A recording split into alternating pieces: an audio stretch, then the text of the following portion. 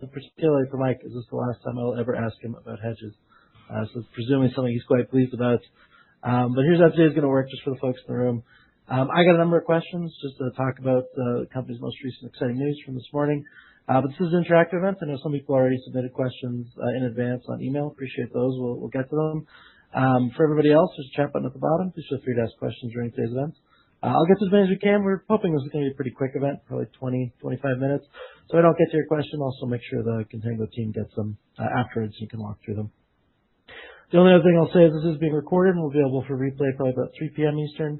It'll pop right in your inbox. It will also be available on Six's YouTube channel shortly thereafter. But let me get right into the protein because this is exciting news. Rick, I want to start with the headline.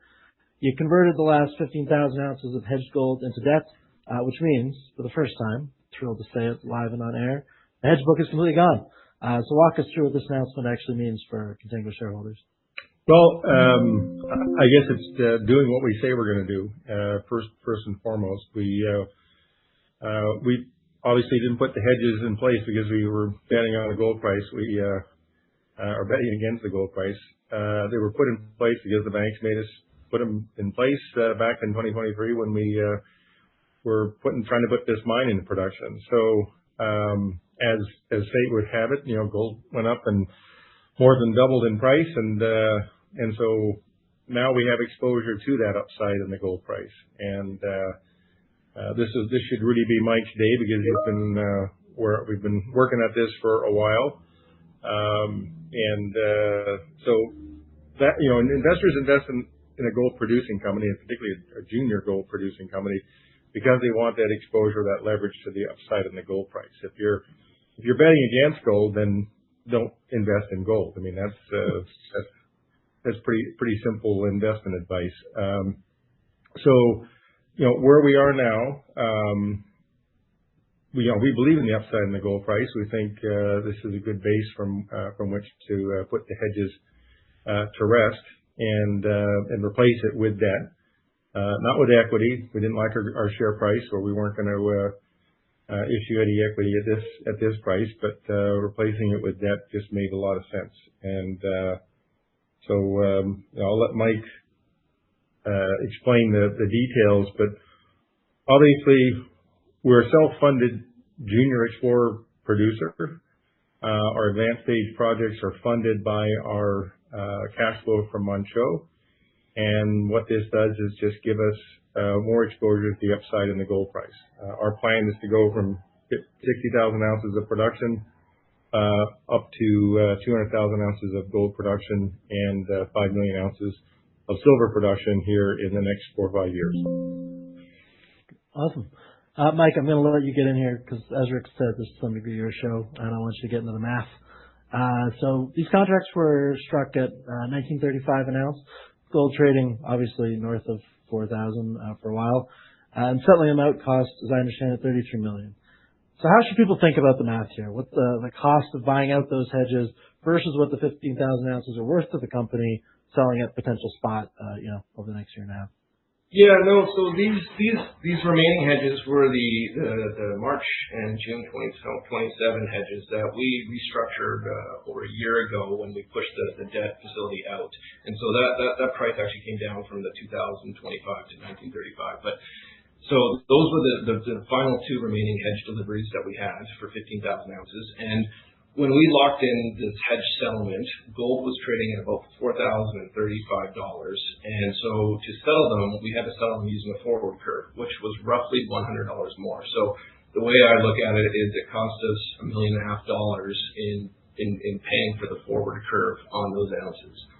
And in addition to that, the other way I look at this as well is, you paid that. So I guess our floor price is at $41.35 on settling these hedges. And the only other kind of cost to us is, our debt's increased from 12.6 to 46.3. So you are going to pay an incremental amount of interest, albeit at a lower rate, coming down from 8.9 to 7.4. So there'll be about $2 million in interest charges that we may pay, assuming we take the debt to the full term.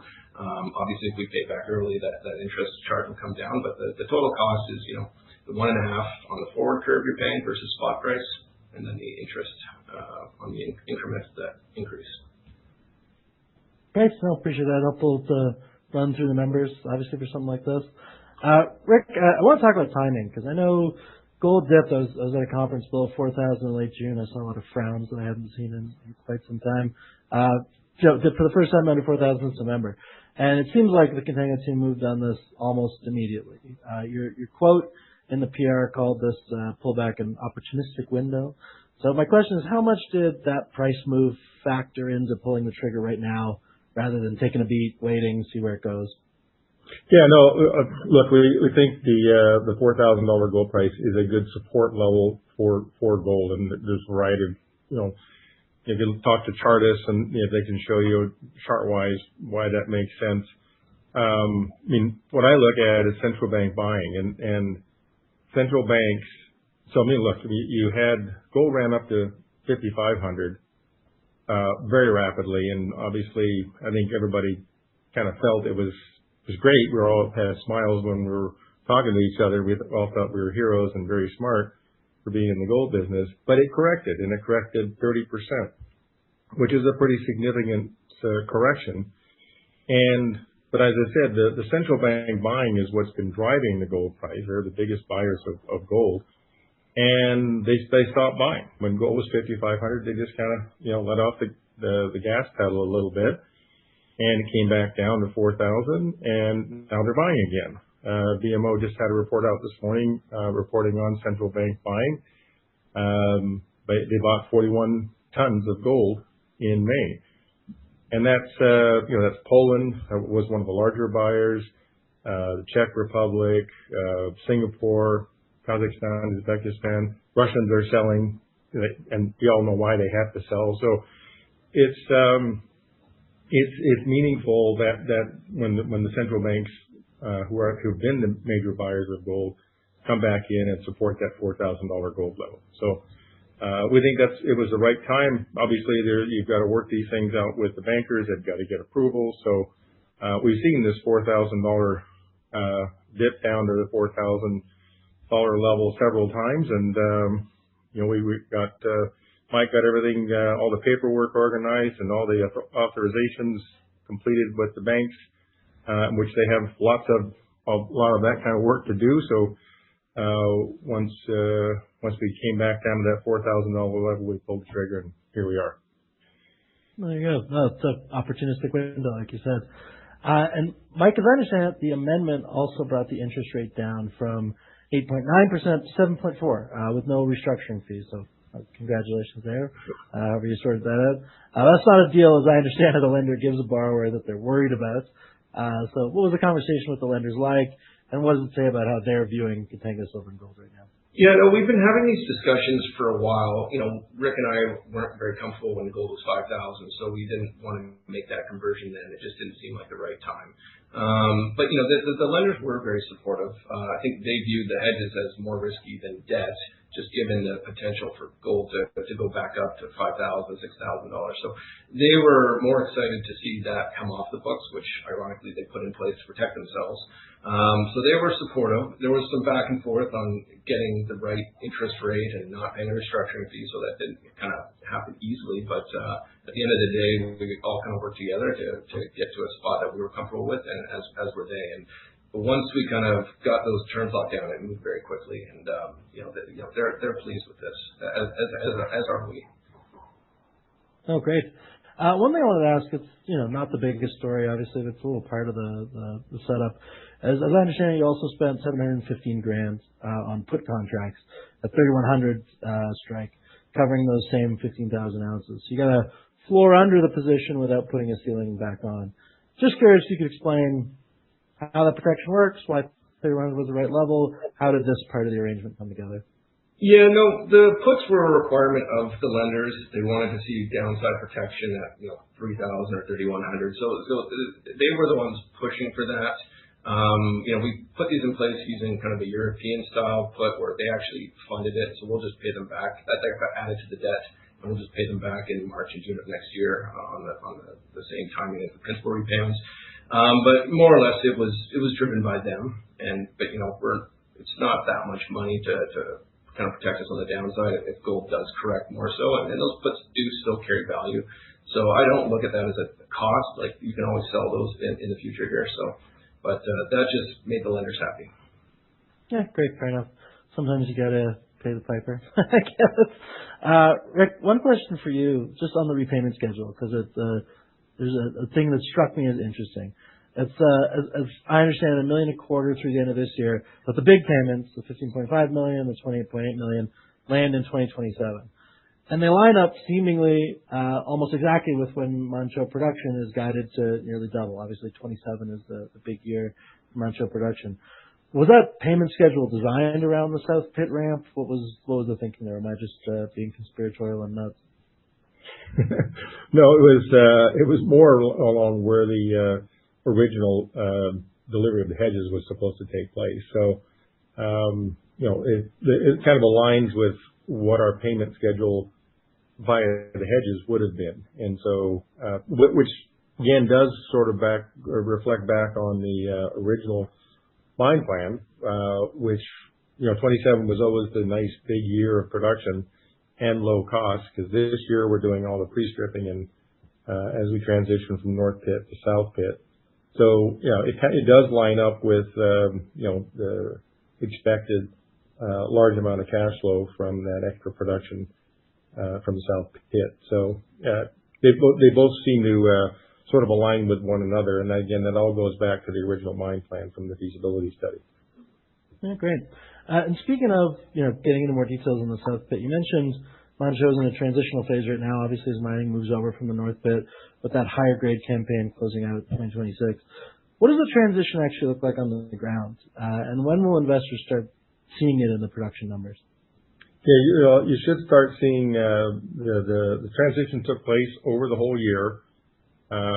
We're finished mining in the North Pit now. We're pre-stripping, doing a lot of pre-stripping in the South Pit. So we'll see sulfide production increase in the next 2 quarters. And then next year, again, you're just in the sort of the best part of the ore body, if you will. So that's why 2027 has always been a low cost year, because you've paid for the pre-stripping this year. And then you're in that high grade sulfide ore. So obviously they've been working on the mill to add more oxygen into the plant, which helps make the reactions go quicker when you're in that sulfide ore. So all that work is always all taking place this year, so we can benefit from it next year. Great. Let's talk about the sweet year 2027. So I know you've guided it at 75,000 to 80,000 ounces, with cash costs, like you said, way lower because of all the work done this year, $1,200 to $1,300. So every one of those ounces is now going to sell at whatever gold is doing that day, whatever Mike can make happen with the spot price.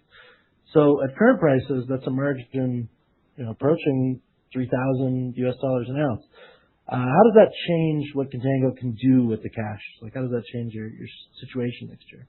Yeah, obviously, we've got strong cash flows from Manh Choh, and now we don't have to deliver into those $2,000 hedges. So, we were exposed to the upside completely now. This year always aligned, really well with how we plan to spend money to advance our other projects, Lucky Shot, Johnson Tract, and Kitsault. So, This is just giving us more, I'd say, more comfort, obviously, and more exposed cash flow if the gold price goes up. And as we just talked about, if the gold price, goes down for whatever reason, we protected the downside. The other thing I want to mention here in terms of our overall costs, we've seen, when the war in Iran taking place, people got nervous about, the price of diesel, price of oil, and what the effects are on the mining companies, because diesel is a big part of any mining operation, and especially for us with our the direct shipping ore model and the transport costs. So I think all those are part of the reason why all the gold equities have gone down as a result of the Iran war. But now here we see gold's trading at less than $70, oil's trading less than $70 a barrel. Yeah. And, so we've had 4 months of, I'll call it artificially high oil prices as a result of the war, and now are we heading into a different period? And, so what are our all-in sustaining costs going to be next year? Well, we'll see where all this sort of levels out. But let's say it's a little higher. We're only, a big increase in oil prices only results in another, $100 an ounce kind of production. It's not like Sure. a big, it's rather contained. So if we're at $1,500 all-in sustaining costs next year, and you've got a $4,000 gold price, that's a pretty healthy margin. And if gold goes to $5 or higher, as some people are predicting, then obviously we're completely exposed to that. So these are pretty significant numbers. Gold goes up $1,000, that's another $15 million free cash flow. So these are very meaningful for a company our size. And keep in mind, and always remind people to keep in mind that we've only got 31 million shares outstanding. So when you talk about leverage, all of these changes in prices, think about it on a per share basis. That's great. Mike, somebody in the chat asked, they said they're a shareholder and they want to explain in further detail the jump in debt. And that was actually the question I was going to ask next, so it worked well. Rick's quote in the PR emphasizes you can repay at any time and you want to pay it down ahead of schedule. My question is why was taking on debt the right tool here, rather than, as Rick referenced at the kind of his intro, issuing equity or just letting the hedges run off into maturity. Give us the kind of dollars and cents rationalization. Yeah. Well, issuing equity at these price levels just wasn't acceptable to us. So we weren't even looking at that. The intention still is to pay these down ahead of schedule. And especially if gold, goes back up to 5,000, we're going to have that much more ability to repay it early. So, and we do have a fair amount of cash still on hand. So, as we get closer to the end of the year and as production, goes, get through campaign 3 and 4, we'll continue to look at what our cash balance is and then look to pay that back early. We just want to make sure we have, plenty of cash on hand to advance our other projects, and, the debt's come down in interest rates. So it's manageable for us. But the intention is still to try to have this paid off ahead of the maturity date in June. Thanks. No, appreciate that.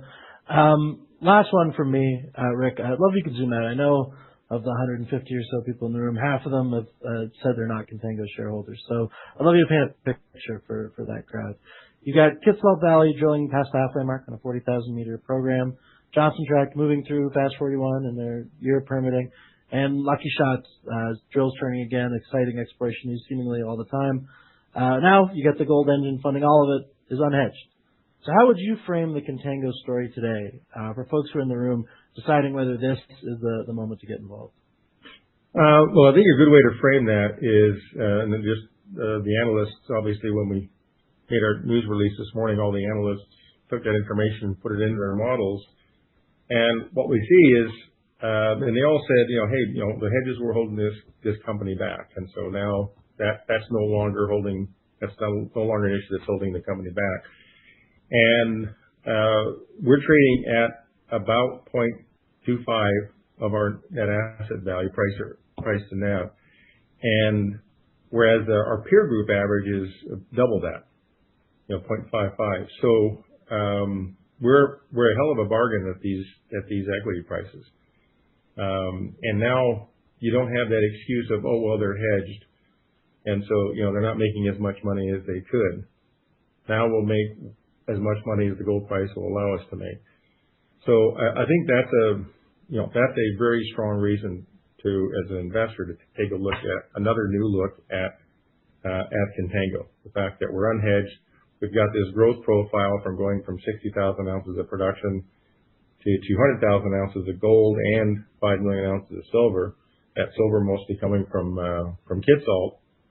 And as we've seen, we're generating strong exploration results in all 3 of our main projects, while the Manh Choh engine keeps churning out gold and keeps generating cash flow for us. So self-funded growth profile and a gold producer in a safe jurisdiction with only 31 million shares outstanding.